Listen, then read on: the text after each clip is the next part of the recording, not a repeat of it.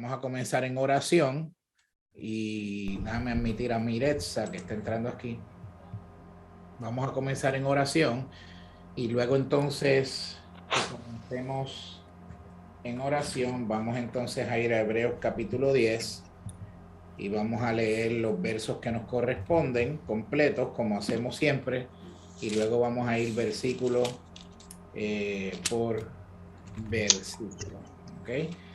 Así que vamos a orar, vamos a pedirle a Choli, por favor, que nos dé este tiempo de estudio bíblico en oración. En la oración. Sí, ora por el comienzo del estudio. Está ahí. Amantísimo Señor Padre, te doy gracias, Padre, porque estamos todos aquí reunidos, Señor, para poder aprender más de tu palabra. Señor, te pido, Padre, en el nombre de Jesús, Señor, que seas tú dándonos entendimiento de lo que Julio trae en esta noche, Padre. Yo te pido en el nombre de Jesús que seas tú bendiciendo a cada uno de mis hermanos y los que pronto van a entrar a coger la clase, Señor. En el nombre de Jesús, amén. Amén. Muy bien, vamos a buscar en nuestras Biblias, Hebreos capítulo 10, versos 10. Del 17 al 39. Del 17 al 39. No, 27 al 39. Oh, 27. Aquí está. 27 al 39, ¿ok? Entonces, vamos a leerlo completo. Los versos 27 al 39, le voy a pedir a Vanessa, si es tan amable, que me lo lea completo y luego vamos a ver verso por verso.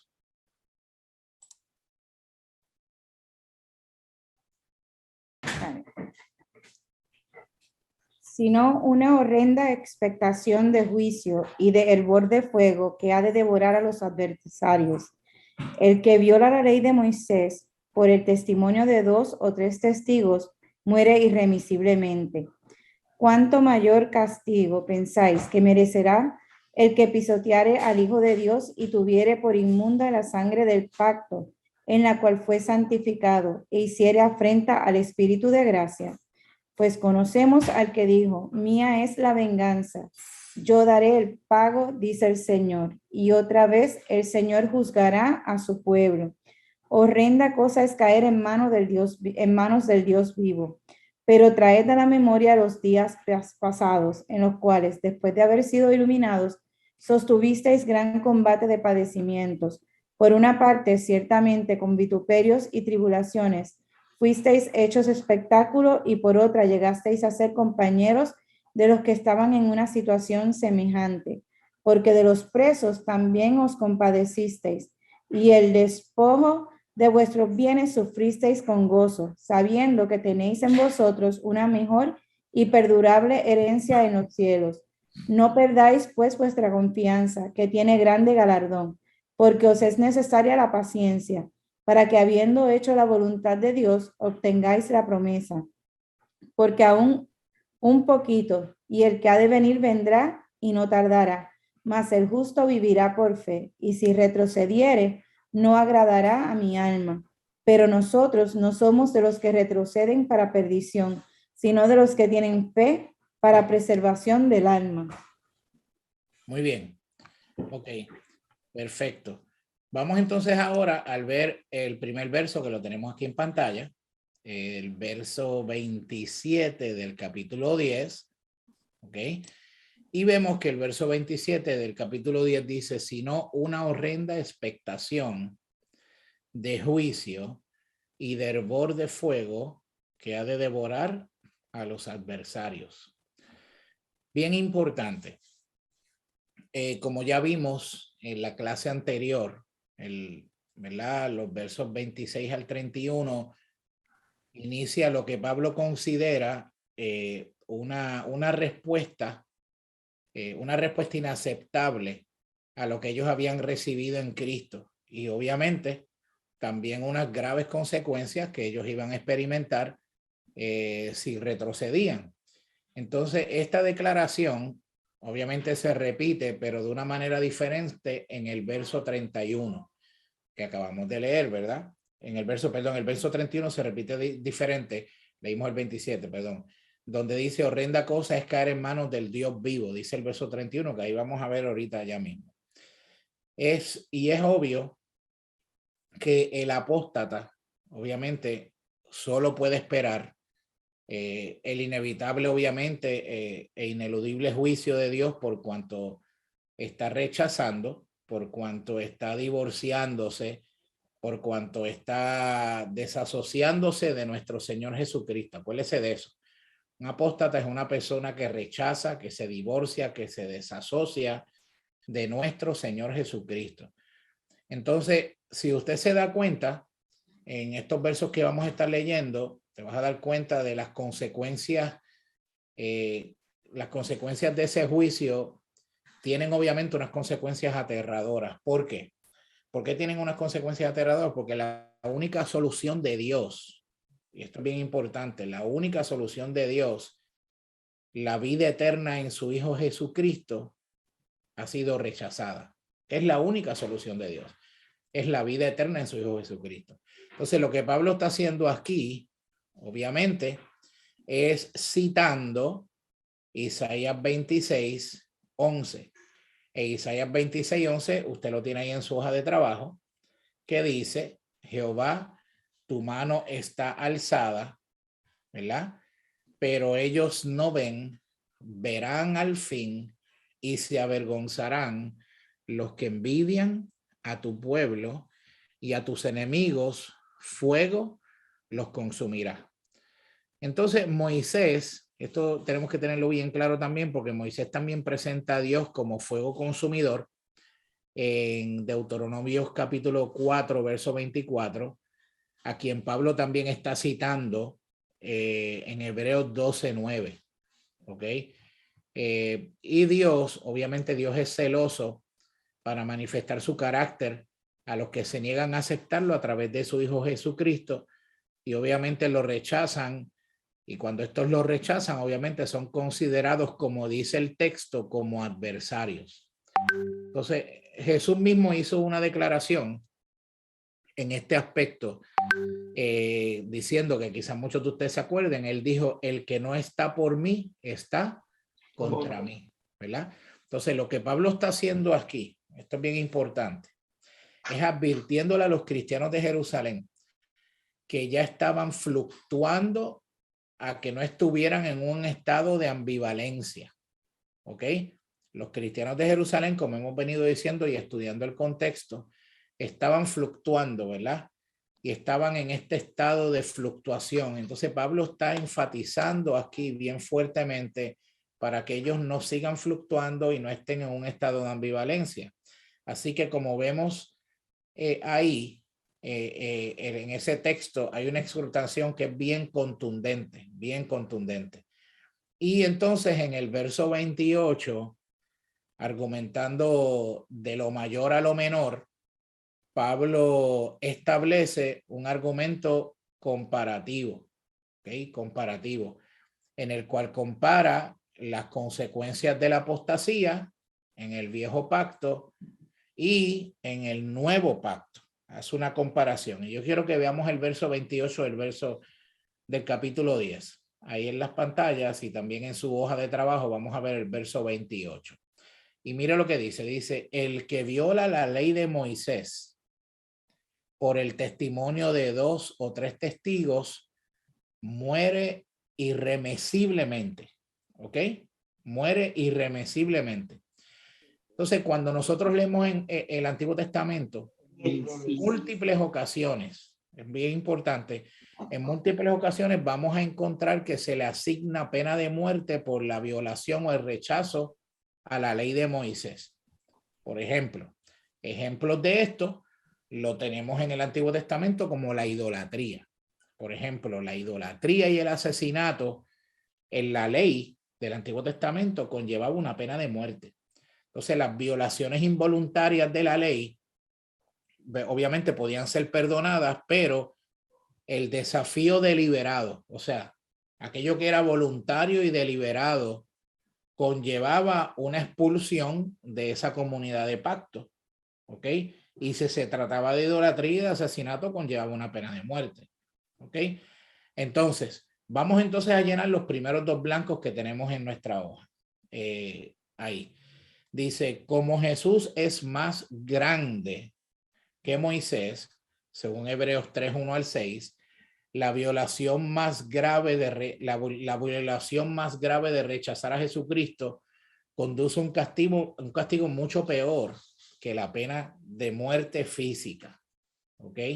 Que la pena de muerte física. Como Jesús, el más grande, las dos palabras ahí son grande y rechazar. Como Jesús es obviamente más grande que Moisés, y eso ya lo vimos en el capítulo 3, se lo puse ahí, versículos del 1 al 6. La violación más grande de rechazar a Jesucristo conduce a un castigo mucho peor que la pena de muerte física. La pregunta es, y la pregunta que nos tenemos que hacer es ¿por qué? ¿Por qué es peor la pena que la pena de muerte física el rechazar a Jesucristo? Porque el mayor privilegio obviamente exige un castigo mayor. Por eso es que el verso 29 del capítulo 10 de Hebreos dice lo siguiente. Mire lo que dice ahí en su pantalla y en su hoja de trabajo. Dice, ¿cuánto mayor castigo pensáis que merecerá el que pisoteará al Hijo de Dios y tuviese por inmunda la sangre del pacto en la cual fue santificado e hiciera afrenta al Espíritu de gracia? Entonces, aquí es importante que prestemos atención en esto. Dice, mire bien lo que dice el texto. ¿Cuánto mayor castigo pensáis que merecerá el que pisoteara al Hijo de Dios y tuviere por inmunda la sangre del pacto en la cual fue santificado e hiciera ofrenda al Espíritu de gracia? ¿Cuánto más? ¿Ok? Entonces aquí Pablo utiliza tres expresiones que explican lo que implica la apostasía. Bien importante. Él usa tres expresiones que implican o que explican, perdón, lo que implica la apostasía, que son los tres blancos que vamos a llenar ahora. Vamos a verlos ahí. ¿Cuáles son esas tres expresiones que explican lo que implica la apostasía? Vamos a verlo. Primero, significa llevar a aquel que es lo más alto a la posición más baja. Cuando dice que lo pisoteare, ¿verdad? Cuando dice lo pisoteare. Segundo, el apóstata considera la muerte sacrificial de Jesucristo por la que se estableció el nuevo pacto y por lo cual fue apartado para ser portador de la santa presencia de Dios como que no tiene ningún valor o significado. Valor o significado son las dos palabras. Y tercero, el apóstata es arrogante y despectivo. El apóstata es arrogante y despectivo. Por lo tanto, las tres expresiones que explican lo que implica la apostasía, la vemos ahí, ¿verdad? Cuando dice el que pisoteare, aquel que es lo más alto en posición, lo cual es Jesucristo, ¿verdad? Pisoteare. El apóstata, ¿qué hace? El apóstata, obviamente, ¿qué hace? No le da ningún valor o significado a lo que Jesucristo hizo en el nuevo pacto. Y tercero, el apóstata es arrogante y es despectivo. Aquí hay algo bien interesante, porque yo no sé si ustedes se acuerdan, hay un pasaje que yo estuve leyendo en este estudio que fue Juan 19:11. No lo tienen ahí, pero lo pueden apuntar. Juan 19:11. Jesús le dice a Pilato en Juan 19:11, el que a ti me ha entregado mayor pecado tiene. El que a ti me ha entregado mayor pecado tiene. El pecado de Judas fue mayor que el de Pilato, ¿verdad? Y no es que estamos poniendo categoría de pecados aquí, pero dentro del contexto que estamos hablando, me refiero ahora, el pecado de Judas fue mayor que el de Pilato. Los dos eran incrédulos, pero Judas fue apóstata, porque Judas estuvo con Jesús. ¿Ok? Judas tuvo mucha más luz y tuvo mucha más evidencia que Pilato, por lo tanto, era más culpable por traicionar a Cristo, ¿verdad? Obviamente el apóstata lo que hace es que rechaza completamente todo lo que Dios ha hecho en Jesucristo. Una persona apóstata rechaza todo, absolutamente todo lo que Dios ha hecho en Jesucristo. Y entonces esa persona empieza a llamar a lo que es bueno malo y empieza a llamar la verdad mentira. Vuelvo a repetirlo. Esa persona empieza a llamar lo bueno malo y empieza a llamar la verdad mentira. Y eso me trajo a la mente un pasaje bíblico que se encuentra en Isaías 5:20, si lo quiere apuntar por ahí. Isaías 5:20 dice esto claramente. Isaías 5:20 dice: hay de los que a lo malo dicen bueno y a lo bueno malo, que hacen de la luz las tinieblas y de las tinieblas la luz, que ponen lo amargo por dulce y lo dulce por amargo. Y dice el texto al principio: hay de los que a lo malo le dicen bueno y a lo bueno le dicen malo. Dígame usted si eso no es lo que estamos viviendo hoy día. Eso es lo que estamos viviendo hoy día. Tristemente hemos estado viendo que aún creyentes, iglesias, denominaciones enteras, llamándole a lo bueno malo y a lo malo bueno. Entonces, aquí es contundente lo que dice el texto bíblico, pero también es contundente lo que acabamos de explicar. O sea, el apóstata lo que hace es que rechaza completamente todo lo que Dios ha hecho en Jesucristo y llama al bien mal y a la verdad obviamente le llama mentira. Entonces, detalle importante. Déjeme darle acceso a dos personas que están entrando por aquí rapidito y seguimos. Ok.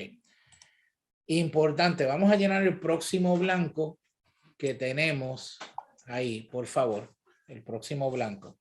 Que dice, mire lo que dice. Según Pablo, el juicio para el apóstata es que es seguro. El juicio para el apóstata es un juicio seguro. ¿Ok? Para Pablo, esto es bien importante, para Pablo, que fue iluminado, o sea, que conoció la verdad, que ha participado del Espíritu Santo, que reconoció a Jesucristo como el enviado de Dios, y esa persona se divorcia, se desasocia, se niega, regresa atrás. Para esa persona, la Biblia dice que hay un juicio que es seguro. ¿Okay? Un juicio que es seguro. Y eso es cosa seria. Ahora vamos a ver lo que dice Hebreos 10:30. Vamos al verso 30 de Hebreos ahora. ¿Ok? Dice, pues conocemos al que dijo, mía es la venganza, yo daré el pago, dice el Señor. Mía es la venganza, yo daré el pago, dice el Señor. Aquí, bien importante, aquí se está citando esto que acabamos de leer. Lo que está el autor de Hebreos haciendo es que está citando a Deuteronomios 32:5 y también está citando el Salmo 94:1 al 2. ¿Ok? Está citando Deuteronomios 32, verso 35, y está citando el Salmo 94:1 al 2. Lo que está diciendo este pasaje es que Dios es justo. Escuche bien. Lo que está diciendo este pasaje es que Dios es justo para vindicar a los justos, pero también permite que la venganza sea servida sobre los malvados. ¿Ok? Pablo lo que hace es que cita esa misma afirmación de Deuteronomio 32:35 en la carta a los romanos. ¿Ok? Pablo cita esa afirmación de Deuteronomio 32:35 en la carta a los romanos y allí le indica que la ejecución de la venganza o el juicio es un asunto de Dios y no del hombre. Eso es bien importante. Pero que nunca ese juicio debe ser iniciado, escuche bien, nunca ese juicio debe ser iniciado por los hombres, aún en la comunidad de pacto y en la iglesia del Señor, ya que es una prerrogativa divina. Eso es una prerrogativa divina. Dios es sufrido, Dios es paciente, amoroso, ¿verdad? De gracia infinita. No quiere que nadie perezca. Eso es lo que dice 2 de Pedro 3:9, que no quiere que nadie perezca. Pero quien le da la espalda, a la gracia de Dios, no le queda nada que Dios pueda ofrecerle, solamente le puede ofrecer juicio. ¿Ok? Entonces, dentro de esa advertencia severa que él hace, a un llamado urgente a no desertar, a los judíos que estaban a punto de creer, se les dice dos cosas para prevenir, obviamente, que se conviertan en apóstatas y para guiarlos a la fe completa. Se le dice que revisen lo que han experimentado y que miren la recompensa que recibirán si continúan en lo que han aprendido de Cristo. Por eso es que en el verso 31 del capítulo 10, Pablo resume esa amonestación y escribe allí lo siguiente. Mire lo que escribe allí. Horrenda cosa es caer en manos del Dios del Dios vivo. Entonces, la declaración de Pablo en este contexto de advertencia a cristianos, bien importante que entendamos lo siguiente. La declaración de Pablo está dentro de un contexto de advertencia a los cristianos fluctuantes en Jerusalén. ¿Y por qué quiero hacer esta aclaración? Porque mucha gente agarra ese texto bíblico del capítulo 10, versículo 31 de Hebreos, horrenda cosa es caer en manos del Dios vivo, y toman ese texto bíblico para predicárselo a un inconverso. Que el inconverso, pues que el que no conoce a Dios, horrenda cosa es caer en manos. Pero la realidad es que ese texto está dentro de un contexto, y ese contexto en el que se da ese verso es una advertencia que Pablo le hace a los cristianos fluctuantes de Jerusalén. O sea, es a los cristianos, no es a los inconversos. Entonces, él no está hablando aquí a los que no han sido regenerados, los que han nacido de Dios, ¿verdad? Los que no han nacido de Dios, perdón, sino que le está hablando a los que poseen la vida del Hijo de Dios, a los creyentes. ¿Okay? Esto es bien, bien importante que lo tomemos en cuenta. Lo interesante de esto es que Pablo no parece haber descartado a ninguno de sus lectores. Y eso es lo que me gusta cuando leo esto, porque cuando Pablo escribe, obviamente Pablo, usted lo lee y dice que parece no haber descartado a ninguno, obviamente, de los lectores como apóstatas insalvables, sino que él esperaba que ellos evitaran ese juicio, ¿verdad? Evitaran ese juicio de Dios haciendo tres cosas. ¿Qué tres cosas eran lo que tenía que hacer el pueblo para evitar ese juicio? Vamos a verla y vamos a llenarlas ahí en nuestra hoja de trabajo ahora. Rapidito. Mire lo primero de las tres cosas que el apóstol Pablo le dice a sus lectores de lo que él esperaba que ellos hicieran para evitar ese juicio. Tres cosas. Número uno, acercándose a Dios. Eso es lo que dice el verso 22. Hay que acercarse a Dios. Número dos, manteniéndose firme en su confesión de Cristo. Eso lo dice el verso 23 del capítulo 10. ¿Okay? Y luego, y participando en la comunidad de fe, que dice el verso 24 de ese mismo capítulo. ¿Ok?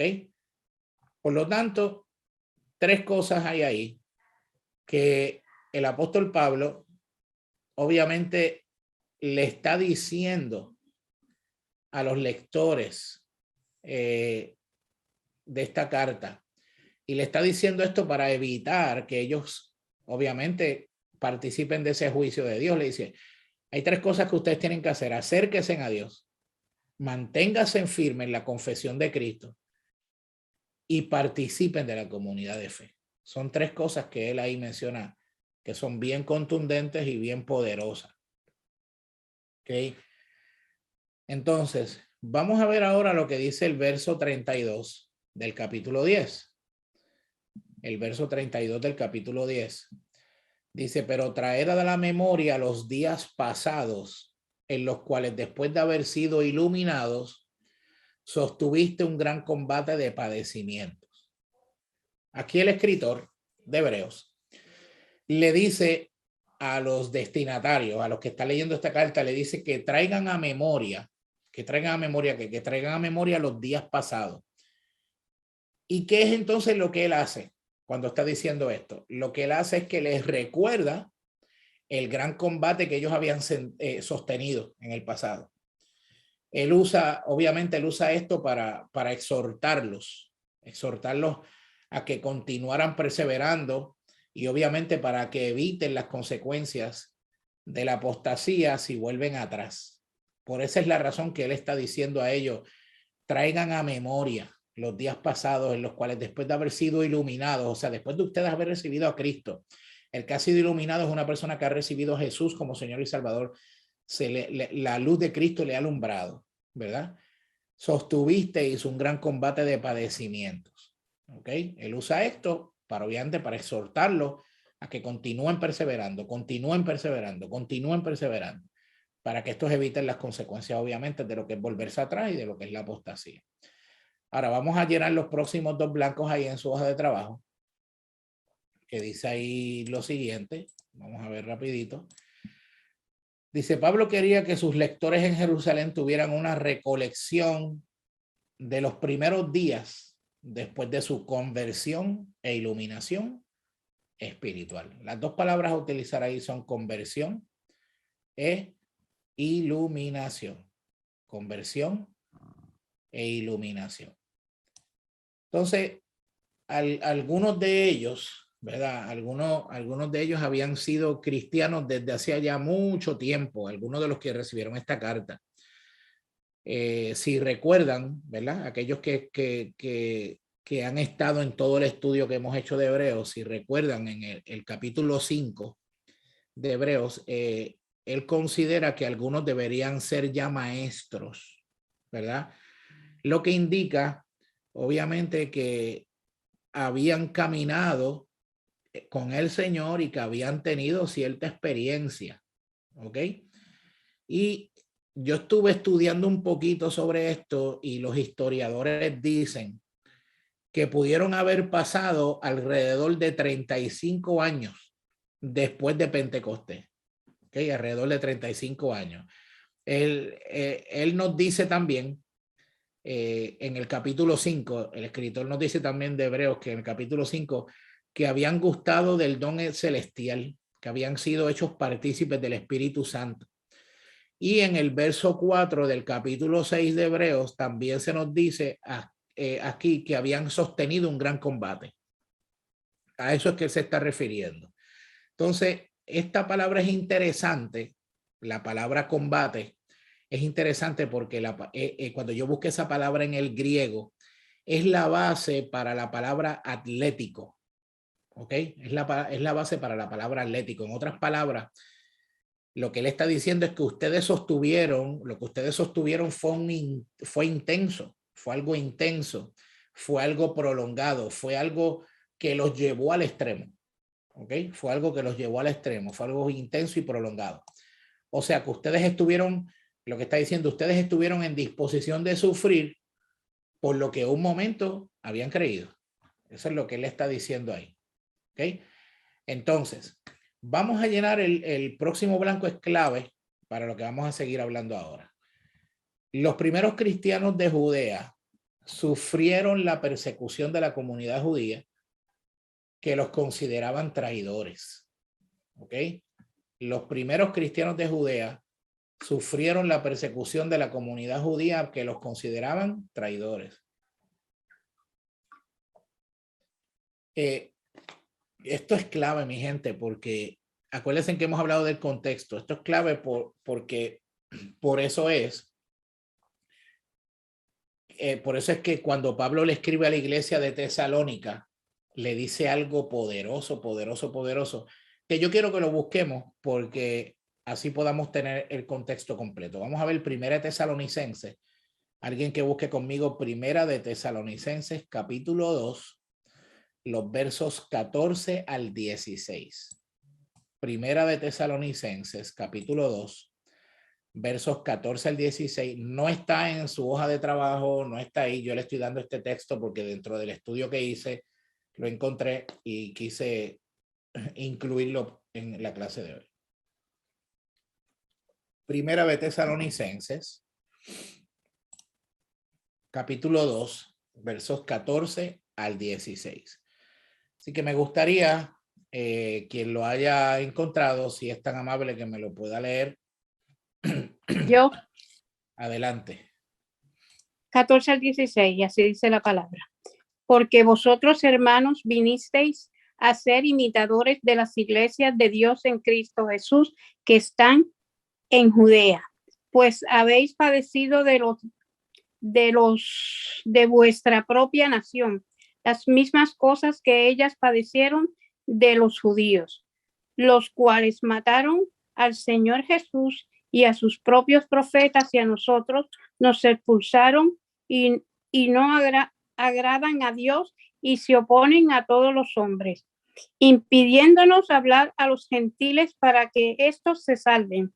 Así colman ellos siempre la medida de sus pecados, pues vino sobre ellos la ira hasta el extremo. Miren lo que dice este texto. Interesante, porque dice que obviamente estamos evidenciando aquí que los primeros cristianos de Judea obviamente sufrieron la persecución de parte de su misma gente, de parte de la comunidad judía, ¿ok? Que los consideraba traidores, ¿ok? Los consideraba traidores. Y eso aún hoy todavía es real. Hoy, cuando un judío ortodoxo que no cree en Cristo como el Mesías se convierte a Jesucristo, la familia de esa persona prácticamente lo rechazan, lo abandonan, lo tienen como una persona non grata en su familia. Eso es una realidad que se vive en el pueblo judío hoy. Pero si eso lo traemos al contexto nuestro, ¿qué tal si decimos que yo no sé si alguno de ustedes vivió eso, pero yo lo viví? Yo fui el primer cristiano en mi hogar, en mi casa. Claro, mi abuela de parte de mi papá fue la que me llevó al Señor, llevándome a la iglesia. Pero mi familia de parte de mi mamá, todos, ninguno conocía a Jesús. Al contrario, eran disque católicos porque nunca iban a la iglesia, pero practicaban hechicería, brujería, espiritismo, todo este tipo de cosas. Y cuando se enteraron que yo me había convertido a Cristo, pues esto fue un escándalo, y no solamente un escándalo, sino que se mofaban de mí, decían palabras, decían cosas, que si te vamos a llevar la cama a la iglesia para que te quedes durmiendo allá. Entonces, aunque yo no era judío, pero viví algo similar en mi vida por causa de haber conocido a Jesús. Y yo creo que a todos en algún momento dado nos ha pasado algo así, ¿verdad? Similar en nuestra vida. Por lo tanto, también hemos sido participantes, iglesia, hemos sido participantes de esos padecimientos, ¿verdad? Que hemos padecido, como dice ahí Tesalonicense, ¿verdad? Que se nos ha impedido, se nos ha mofado, etcétera, etcétera. Ahora, a todos los que hemos vivido esa experiencia y a todos los que lo han vivido, Jesucristo habló sobre esto en el Sermón del Monte, en Mateo capítulo 5, versículo 10. Él dijo lo siguiente, él dijo, bienaventurado, que es lo mismo que decir dichosos, ¿verdad? Bienaventurados los que padecen persecución por causa de la justicia, porque de ellos es el reino de los cielos. Por lo tanto, si en algún momento te sentiste así, siéntete bienaventurado, siéntete dichoso, dichosa, porque la palabra misma nos dice que somos bienaventurados cuando por causa de la justicia, por causa de Cristo, somos ¿qué? Somos obviamente perseguidos, tenemos persecución. Entonces, Pablo le recuerda a los cristianos de Judea la fidelidad y los sufrimientos pasados que habían tenido. Y la pregunta que nos tenemos que hacer aquí entonces es la siguiente: ¿cuál es entonces y cuál será el propósito de Pablo hacer esto? ¿Cuál es el propósito de Pablo hacer esto? El propósito es sencillo, es animarlos. ¿Ok? Es animarlos. La expresión traed a la memoria significa más que recordar. Cuando él dice traigan a memoria, esa expresión en el griego, ¿verdad? Es mucho más que recordar, significa reconstruir en la mente, ¿ok? Significa reconstruir en la mente. O sea, la idea es que estos judíos que estaban leyendo esta carta, a la cual estaba dirigida la carta de Hebreos, que estos judíos tan cercanos a la salvación debían recordar, rememorar lo que habían aprendido y lo que habían experimentado a causa del Evangelio de Jesucristo, verdad por verdad y acontecimiento por acontecimiento. O sea que deberían ser, debía ser ese recordar, ¿verdad? O esa expresión de traer a la memoria, de reconstruir la mente, que es lo que significa en el original, debía ser ese acto lo que pusiese freno a la apostasía o al impulso de apartarse. ¿Ok? Eso es lo que prácticamente está diciendo ahí. Vamos entonces a ver lo que dice Hebreos 10:33, rapidito. 10:33 de Hebreos. Por una parte, ciertamente con vituperios y tribulaciones fuisteis hechos espectáculos. Y por otra, llegasteis a ser compañeros de los que estaban en una situación semejante. ¿Ok? Por una parte, ciertamente, con vituperios y tribulaciones fuiste hechos espectáculos, y por otra, llegaste a ser compañeros de los que estaban en una situación similar. O sea que en concreto, los creyentes habían soportado, estos creyentes habían soportado al menos, yo me puse a leer esto con detenimiento y me puse a leer varios comentarios bíblicos. Y en uno de estos comentarios bíblicos encontré lo siguiente, y es que estos creyentes habían soportado al menos 4 formas de maltrato. ¿Ok? 4 formas de maltrato. La primera es que habían afrontado persecución y los habían ridiculizado de manera pública. ¿Ok? O sea, el verbo traducido es como que fueron expuestos públicamente. O sea, que significaba originalmente sacar al escenario. Cuando dicen espectáculos, les hicieron espectáculo, ¿verdad? Entonces, obviamente, habían afrontado persecución y los habían hecho quedar, o sea, los habían querido hacer quedar en ridículo en público. Lo segundo es que además, aún los que no habían sido objeto de tales abusos, habían sentido el dolor, obviamente, de la identificación con los que fueron así tratados, se sintieron mal por la manera en que trataron a sus hermanos en la fe.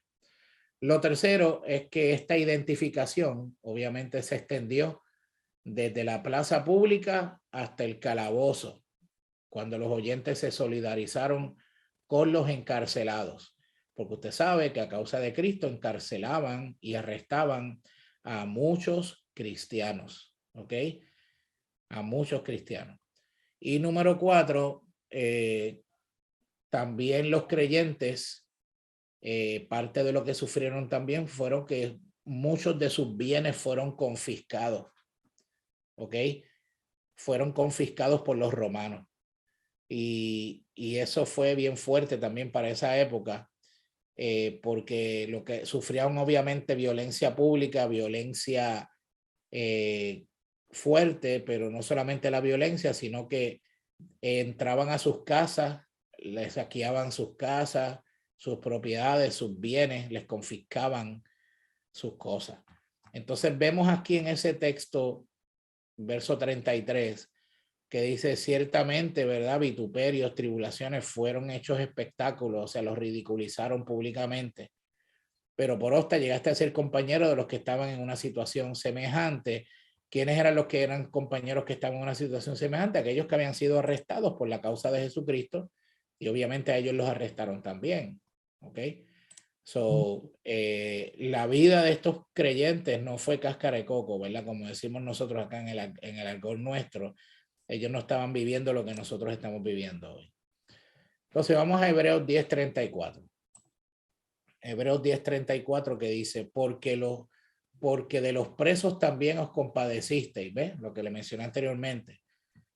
y el despojo de vuestros bienes sufristeis con gozo. O sea, que le quitaron las cosas y con todo y con eso no perdieron el gozo. Sabiendo que tenéis en vosotros una mejor y perdurable herencia en los cielos. O sea, ellos estaban seguros que a pesar de los despojos, a pesar de que le habían obviamente saqueado y le habían quitado los bienes, ellos sabían que tenían una herencia que era mucho mayor a lo material, a lo que es terrenal, a lo que tenemos aquí abajo. Entonces, vamos a llenar los próximos 2 blancos que tenemos aquí ahora, que dice lo siguiente: los cristianos de Jerusalén sabían que el verdadero tesoro era, número 1, espiritual, y número 2, no material. ¿Ok? Los cristianos de Jerusalén sabían que el verdadero tesoro era espiritual y no material. Eso es bien, bien, bien importante. Y eso también nosotros lo tenemos que tener muy claro en nuestra mente. Nuestro tesoro, amado, no es material, ¿ok? Sino que es espiritual. Eso es bien, bien importante. Vamos a ver lo que dice Hebreos 10:35. Ahora, el verso 35 de Hebreos. Dice: no perdáis, pues, vuestra confianza, que tiene que grande galardón. Que tiene grande galardón. Entonces, el segundo freno, mire esto, el segundo freno para la apostasía es la idea del galardón para los que creen. Hay un galardón para los que creemos. Él les dice: ustedes saben cuál es esa promesa, saben que es superior, que es inigualable, y saben que Cristo será fiel para cumplirla. No dejen que su confianza se tambalee ahora. Reclamen esa promesa. Asegúrense de ese galardón. Miren hacia atrás y recuerden lo maravilloso que Él ha sido con ustedes. Y sigan hacia adelante. ¿Ok? Eso es lo que Él está diciendo ahí. Eso es lo que Él está exhortando a ellos. Les está exhortando: no perdáis pues vuestra confianza. No pierdas tu confianza, que tiene un grande galardón. ¿Ok? Vamos a ver lo que dice el verso 36. El verso 36 dice: porque os es necesaria la paciencia. Y dele, subraya esa palabra ahí. Porque es necesaria la paciencia, para que, habiendo hecho la voluntad de Dios, obtengáis la promesa. ¿Ok? Porque es necesaria la paciencia. Necesitaban paciencia y perseverancia. ¿Para qué? Para evitar que sus circunstancias, las circunstancias presentes que estaban viviendo, los hicieran volver atrás. ¿Ok? La luz que habían visto en el evangelio, así como los sufrimientos y persecuciones y pérdidas por su asociación externa con los creyentes, pues no fue inútil, ¿verdad? Su confianza no fue en vano. Su confianza estuvo ahí. Conocían las promesas, se gozaban en ellas, incluso habían sufrido por ellas, pero no las habían recibido. Entonces, la iglesia está llena, y amados hermanos, la iglesia está llena de personas como estas aún hoy. ¿Ok? Es el lado negativo de Mateo 7, 22 al 23. ¿Ok? Mateo 7, 22 al 23. Yo quiero que usted lo busque, porque no está ahí en su hoja de trabajo tampoco, pero quiero que leamos este pasaje bíblico, estos textos, porque son poderosos. Mateo capítulo 7, versos 22 al 23. ¿Ok? Esto es una advertencia fuertísima, lo que hace aquí Mateo en este pasaje, que es importante que la tengamos también nosotros presentes. ¿Quién tiene Mateo 7, 22 al 23 y lo puede leer, por favor? Yo lo puedo leer. Dale, Yuli. Muchos me dirán en aquel día: Señor, Señor, no profetizamos en tu nombre y en tu nombre expulsamos demonios e hicimos muchos milagros. Entonces les diré claramente: jamás los conocí. Aléjense de mí, hacedores de maldad. Wow. Ese pasaje lo hemos visto y lo hemos leído tantas veces, y cada vez que yo lo leo a mí se me eriza la piel, porque yo digo, qué importante es que nosotros conozcamos a Jesús íntimamente y no seamos personas que solamente estemos detrás de los milagros y de hacer, del hacer y del hacer, y nos olvidemos del Dios que nos llamó a hacer lo que estamos haciendo. Eso es bien importante. Entonces, hay 3 blancos que vamos a llenar ahora, ahí en su hoja de trabajo. Vamos a verlos ahora rapidito.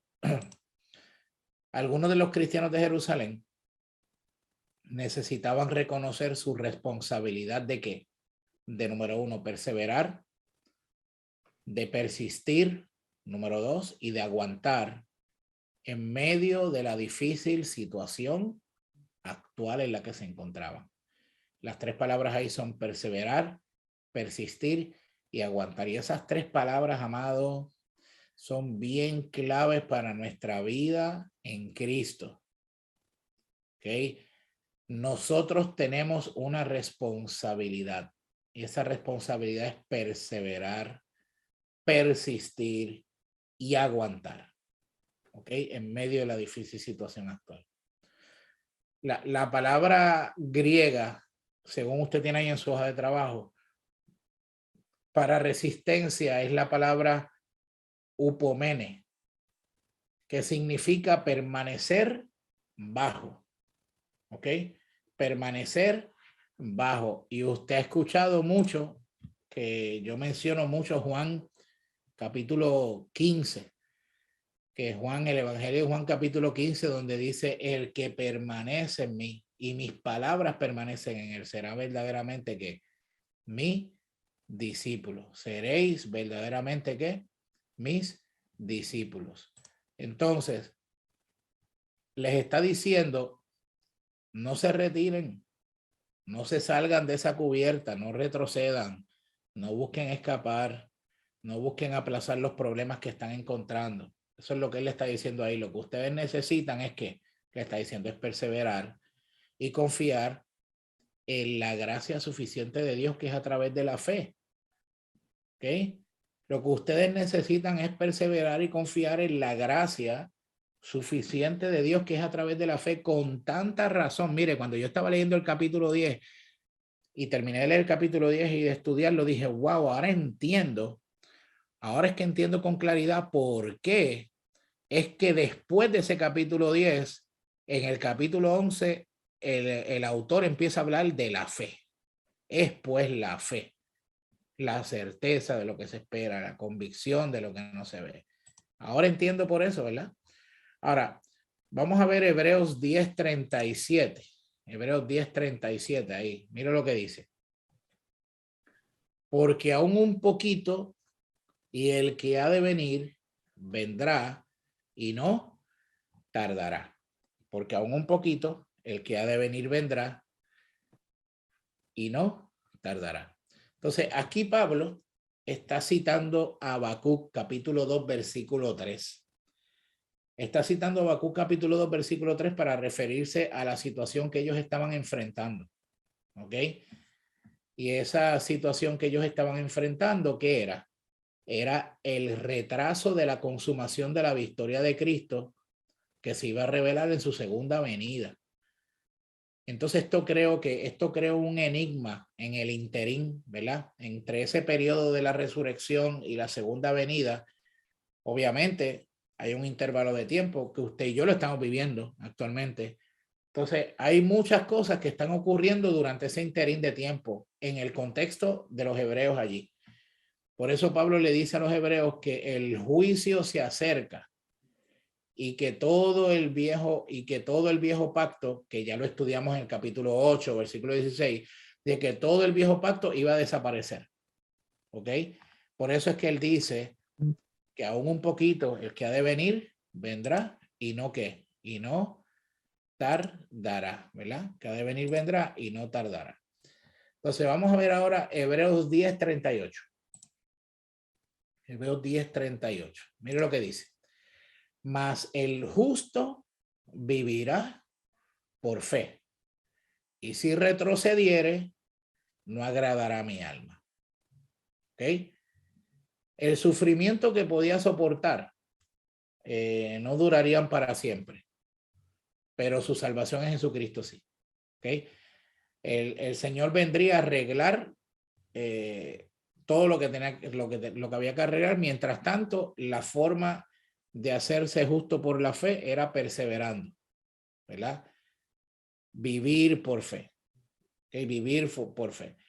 Y también es bien interesante porque este también es un texto favorito de Pablo. Esto que dice, más el justo vivirá por fe, es un texto favorito de Pablo y él lo cita en Gálatas 3:11 y también lo cita en Romanos 1:7. ¿Ok? Él cita eso en Gálatas 3:11 y en Romanos 1:7 también lo cita. Ahora, vamos a ver ahí en su hoja de trabajo, porque este próximo blanco es interesante, lo que vamos a decir ahí. La palabra retroceder, ¿verdad? Que parece, y si retrocediere no agradará a mi alma. La palabra retroceder se utiliza en el idioma griego como un término náutico. Es un término náutico que significa, mire lo que significa, acortar la vela. Acortar la vela. En otras palabras, ¿qué está diciendo eso? En otras palabras, los cristianos de Jerusalén necesitan dejar las velas de su vida abiertas. No las pueden acortar. Y esto nos aplica a ti y a mí. Tenemos que dejar las velas de nuestra vida abiertas porque tenemos que mantenernos. Él estaba diciendo, ustedes tienen que mantenerse receptivos a los vientos del Espíritu de Cristo. Porque si acortaban las velas en una retirada de la fe de Dios, no iba a estar Dios complacido por eso. Entonces esto es tremendo, porque cuando yo leí y descubrí lo que eso significa, cortar la vela, ¿verdad? Ese retroceder, lo que nos está diciendo aún a nosotros hoy, amados, es que nosotros necesitamos mantener las velas de nuestra vida abiertas. No las podemos acortar, hay que mantenerlas abiertas para mantenernos receptivos a los vientos del Espíritu de Cristo, a los vientos del Espíritu de Cristo. ¿De dónde está soplando el viento del Espíritu de Dios? ¿Entiendes? Con razón, es que entonces en el verso número 6, capítulo 11 de Hebreos, es que el apóstol Pablo dice, sin fe es imposible que agradar a Dios. Con razón es que él dice eso. Sin fe es imposible de agradar a Dios. Y terminamos con el verso número 39. El verso 39 que dice lo siguiente, amados. Pero nosotros no somos de los que retroceden. En otras palabras, nosotros no somos de los que acortamos las velas. ¿Ok? Nosotros no somos los de los que retroceden para perdición, sino de los que tienen fe para preservación del alma. Sino de los que tienen fe para preservación del alma. Mire qué interesante. A mí me llama la atención cómo él termina este capítulo, porque él no dice en este texto, él no dice, porque yo no soy de los que retrocede. ¿Entiende? Él los incluye a todos. Los incluye a todos. Él dice, porque no somos de los que retroceden para perdición. No somos de los que acortamos las velas, sino todo lo contrario. Somos de los que somos de los que tenemos nuestras velas de nuestras vidas abiertas para poder ser receptivos a los vientos del Espíritu de Cristo en nuestra vida. ¿Ok? Y dice, no somos de los que retrocedemos para perdición, sino de los que tienen fe para preservación del alma. Y mire lo que dice, de los que tienen fe para preservación del alma. Y lo interesante de esto es que él termina diciendo de los que tienen fe para preservación del alma, y la semana que viene entramos en el capítulo 11 del libro de Hebreos, que comienza diciendo, es pues la fe, la certeza de lo que se espera, la convicción de lo que no se ve. Es entonces en el capítulo 11 que el apóstol Pablo empieza a explicarle lo que es la fe en detalle. Iglesia. Pero lo mejor que ha hecho el Señor es un miércoles en cada semana y por eso el miércoles que viene nos vamos a meter en profundidad en esos primeros versos del capítulo 11 del libro de Hebreos, donde vamos a estar estudiando es pues la fe. Es pues la fe. Bueno, preguntas, dudas, quejas no, porque el departamento de quejas está cerrado hoy.